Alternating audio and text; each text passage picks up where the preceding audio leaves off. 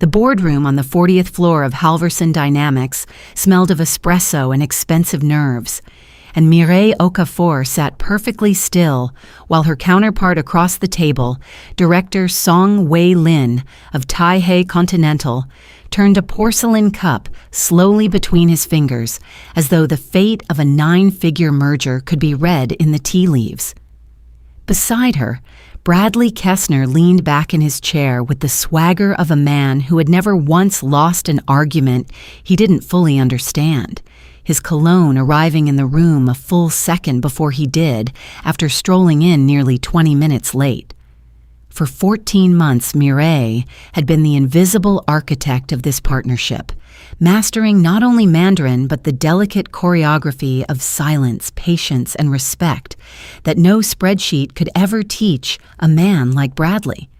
She had learned that Director Song's slight pause before answering was not hesitation, but a test, and that filling that silence too quickly was the fastest way to lose his trust forever. A lesson Bradley had never bothered to learn because he assumed charisma alone could substitute for cultural fluency. When Bradley interrupted the delicate discussion of manufacturing autonomy with a breezy, "Let's just cut to the chase, we've clearly got the upper hand here," Mireille felt the temperature of the room drop as though someone had opened a window onto a Beijing winter. Director Song's polite smile thinned into something colder, and his senior counsel adjusted his glasses in the universal gesture of a man recalculating whether this deal was worth the headache it had suddenly become. Mireille smoothed the moment over in flawless Mandarin, watching the shoulders of the Taihei delegation ease back down from their ears, and she caught the faint, appreciative nod from Director Song that told her the ship had been steadied for now. Bradley, oblivious to how close he'd come to detonating a deal 18 months in the making, leaned toward her and murmured with syrupy condescension that she'd done a great job with the culture stuff, as though she were a tour guide rather than the reason Taihei Continental had ever agreed to sit at this table. It was in the second session, just as Mireille was walking the Taihei legal team through a painstakingly negotiated supply chain clause, that Bradley rose from his seat with the theatrical flourish of a man who had rehearsed this moment in a mirror. "Effective this morning, Mireille's role here has been restructured," he announced to the stunned room, his voice carrying the false brightness of a man reading a corporate memo rather than ending a woman's 14 months of work in front of the very partners she'd built trust with. Director Song's teacup froze mid-air, and for the first time in the entire negotiation, Mireille watched genuine confusion ripple across the faces of people who had never once seen her lose her composure. She did not raise her voice, did not clutch her folder, did not give Bradley the satisfaction of a single visible crack, because somewhere behind her calm expression, a decision that had been quietly forming for 3 weeks finally clicked into place. Turning to Director Song, she switched into unhurried, precise Mandarin to apologize for the disruption, and the flicker of respect in his eyes told her he understood exactly what kind of ambush he had just witnessed.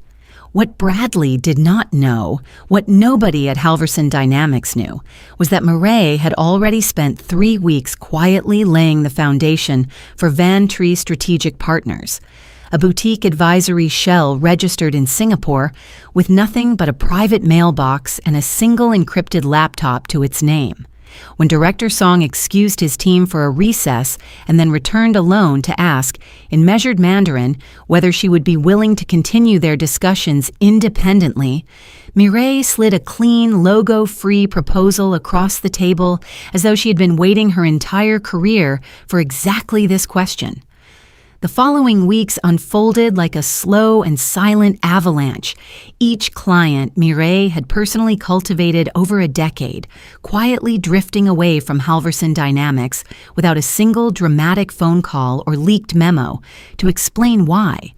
She sent no ultimatums and made no threats, only a handful of quietly worded notes to old contacts mentioning that an independent advisory firm specializing in cross-border trust building had recently become available.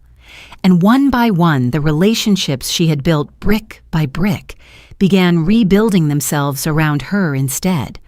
Bradley's unraveling began the morning his executive assistant discovered that no formal termination paperwork had ever been filed,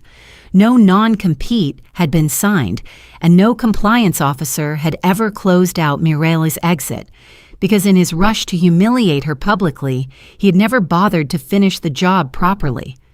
By the time Halverson's legal department pieced together the extent of the exposure,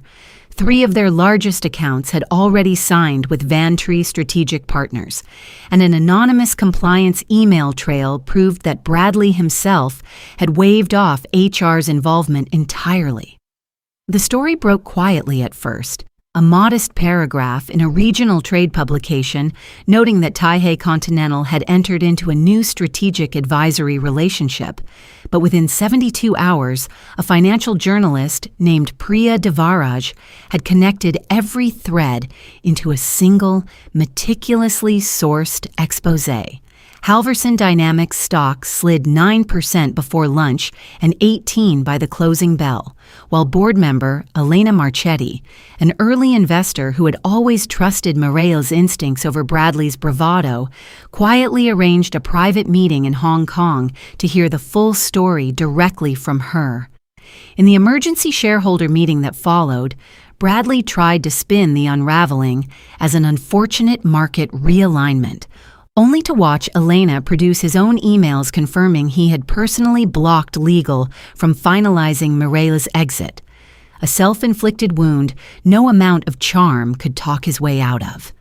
Weeks later, from a sunlit conference room 47 stories above the harbor, Mireille signed the largest contract of her career with Taihei Continental as the founder of her own firm, closing her laptop afterward not in triumph, but in the quiet, settled satisfaction of a woman who had finally built something that was entirely, unmistakably her own. If this story of quiet justice and hard-won triumph moved you, we'd love for you to be part of our growing community. Please subscribe to our channel and share this video with your friends and family. We create entertaining and inspiring stories for our viewers, and your support helps us continue making great content for you.